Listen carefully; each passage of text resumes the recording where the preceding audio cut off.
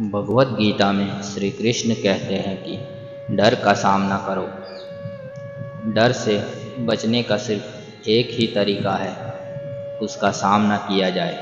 यदि आपके अंदर कुछ खोने का डर रहेगा तो आप कुछ भी बड़ा नहीं पा सकते हैं। किसी भी समस्या का दृढ़ता से सामना करना चाहिए। यह अंदाज़ा लगाना मुश्किल नहीं है कि अगर कोई डर ना हो तो जीवन कितना सुंदर होगा। इसके साथ ही भगवान श्री कृष्ण ने गीता में बताया है कि धार्मिकता के मार्ग पर चलना चाहिए। महाभारत में एक स्थिति थी जहां अर्जुन दुविधा में थे और वो श्री कृष्ण से पूछते हैं कि क्या वह अपने ही भाइयों के खिलाफ लड़ने के लिए सही है। श्री कृष्ण ने उत्तर दिया कि बुराई को नष्ट करना सही है, चाहे जो भी परिस्थिति हो।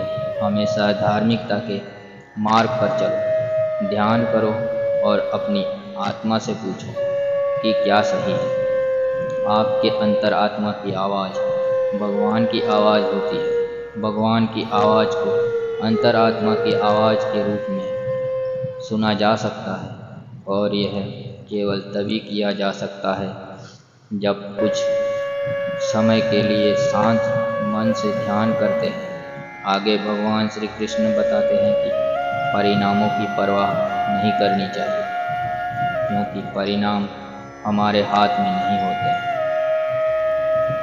कर्म करना आपका कर्तव्य है, परिणामों की परवाह मत करो। आप ही आपके कर्म अपने कर्तव्य को नियंत्रित कर सकते हैं। परिणामों पर आपका कोई भी नियंत्रण नहीं है। काम का फल आपका मनपसंद नहीं होना चाहिए और आपको कभी भी निष्क्रिय नहीं होना चाहिए। हमारे अधिकांश फैसले तब प्रभावित होते हैं जब हम उसके परिणामों के बारे में ज़्यादा सोचने लगते हैं। यदि सिर्फ आप पुरस्कार के बारे में सोचते रहोगे तो कर्म कैसे कर पाएंगे। इसलिए केवल कर्म करें। जो व्यक्ति परिणामों की चिंता नहीं करते वो कभी भी हार नहीं सकते।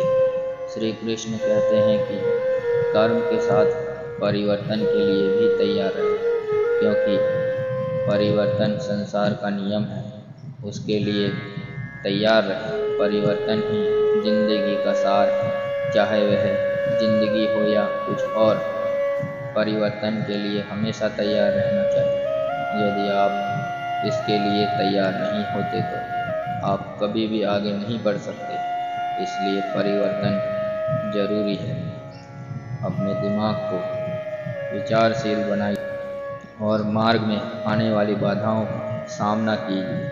हमें यह जानना जरूरी है कि राह कहाँ तक जाएगी तथा कहाँ तक ले जाना है। इसलिए हमेशा विचारशील बनकर रहिए। जय श्री कृष्ण।